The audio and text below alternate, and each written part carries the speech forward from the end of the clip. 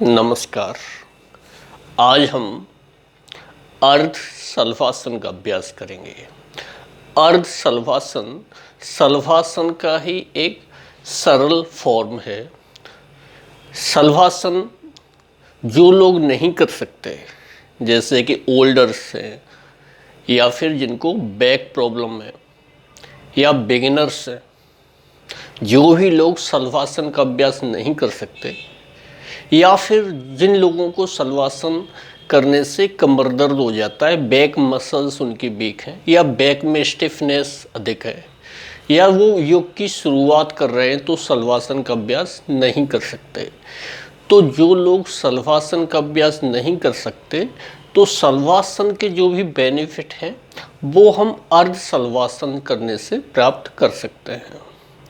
तो अर्ध शलभासन शलभासन का ही एक सरल फॉर्म है। शलभासन में हम दोनों पैर एक साथ उठाते हैं, तो जिससे आपको अगर बैक प्रॉब्लम है तो वो उसमें पेन बढ़ सकता है आपका। तो अर्ध शलभासन कर सकते हैं आप, जिससे कि आपको दर्द भी नहीं होगा। और सिंपल फॉर्म है, शुरुआत जो भी योग की कर रहे हैं वो पहले अर्ध शलभासन का ही अभ्यास करेंगे। अर्ध शलभासन ठीक होने के बाद फिर शलभासन की ओर। तो अर्ध शलभासन करने के लिए सबसे पहले हम पेट केवल लेट जाएंगे। तो पहले हम पेट केवल लेटते हैं।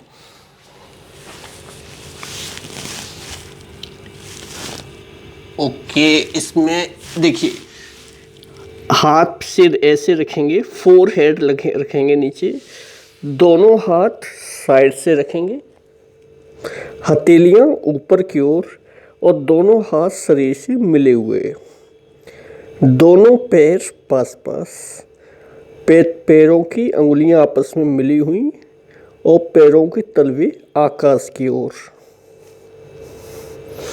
इस पोजीशन को लेंगे सबसे पहले। इसके बाद हम इसमें दोनों हाथ कम अपनी थाइस के बगल में भी रख सकते हैं और दोनों हाथों को हम अपनी थाइस के अंदर भी रख सकते हैं, इस तरीके से। फिर सिर को थोड़ा सा ऊपर की ओर उठाएंगे और चिन को लगाएंगे ज़मीन से। चिन को जितना हम आगे की ओर रख सकते हैं उतना आगे की ओर रखेंगे, जिससे कि नेक की मसल्स में अधिक से अधिक स्ट्रेच आ सके। फिर हम राइट लेग को, तो आपको पैर नहीं दिखाई दे रहे मेरे, तो मैं थोड़ा सा और ऊपर हो जाता हूं जिससे आपको पैर दिखाई दे। ठीक है, ऐसे, ठीक है, हाँ। अब हम दोनों पैर पास पास करेंगे और लेफ्ट लेग को धीरे धीरे उठाएंगे ऊपर की ओर, बिना घुटने से मोड़े हुए, इस पोजीशन में। और इसी पोजीशन में जितनी देर तक रोक के रख सकते हैं उतनी देर तक रोक के रखेंगे, बिना नी से बेंड किए हुए। आपका पैर आपके घुटने से मुड़ना नहीं चाहिए। जितना ऊपर उठा सकते हैं उठा के लेके जाएंगे, बिना नी बेंड किए हुए। फिर धीरे धीरे वापस आते समय भी आपका पैर नीचे बेंड नहीं होगा। अब इसी तरीके से हम राइट पैर को लेके जाएंगे ऊपर, बिना नी से बेंड किए हुए।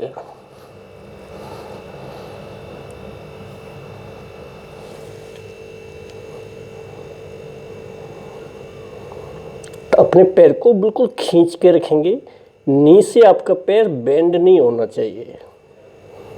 और इस हाथ की फिंगर से थाइस को सपोर्ट देंगे, ऐसे करके बिल्कुल धीरे धीरे बिना नी बेंड किए हुए वापस। दोनों हाथों को रिलीज करेंगे और वापस बैठ जाएंगे। ये था अर्ध शलभासन। तो अर्ध शलभासन का अभ्यास हम अगर अपने पैर को ऊपर ले जाके रोक के रखते हैं तो 3-3 बार करेंगे दोनों साइड से, 3 बार राइट लेग से, 3 बार लेफ्ट लेग से। अगर हम ऊपर नहीं रोक सकते, स्ट्रेंथ बैक में कम है, सिर्फ हम उसको ऊपर लेके जाते हैं और फिर वापस लेके आते हैं, फिर ऊपर लेके जाते हैं, फिर वापस लेके आते हैं, तो हम इसका अभ्यास 5-5 बार करेंगे दोनों साइड से।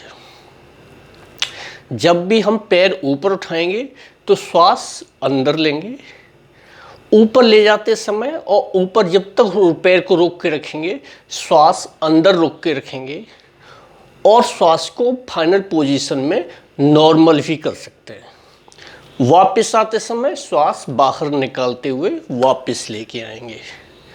इसी तरीके से राइट को, इसी तरीके से लेफ्ट को।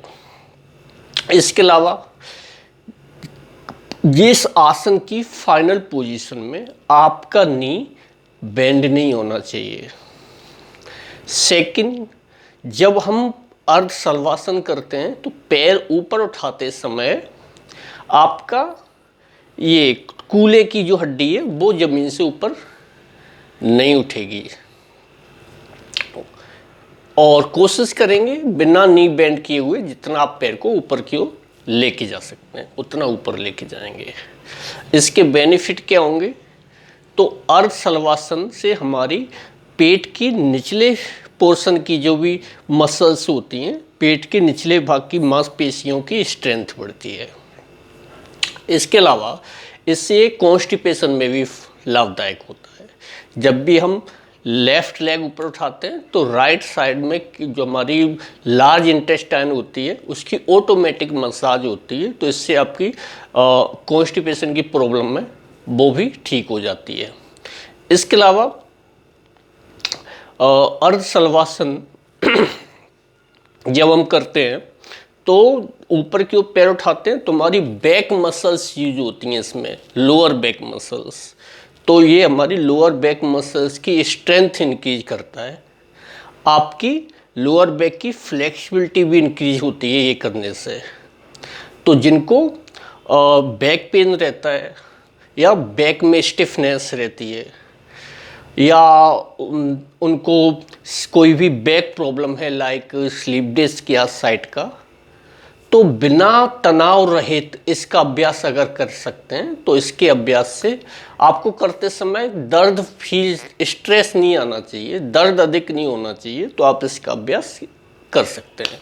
अगर आपको दर्द है बहुत ज़्यादा या फिर स्लीप डिस्क साइटिका की सीवियर प्रॉब्लम है तब आप इसका अभ्यास अच्छे योगा टीचर की गाइडेंस में ही करेंगे। तो ये था अर्ध शलवासन। जब आपका अर्ध शलवासन ठीक से होने लगे उसके बाद फिर हम इस शलवासन का अभ्यास करेंगे। तो अगर आपको हमारा वीडियो पसंद आता है तो इसको लाइक कीजिए, सब्सक्राइब कीजिए। नमस्कार।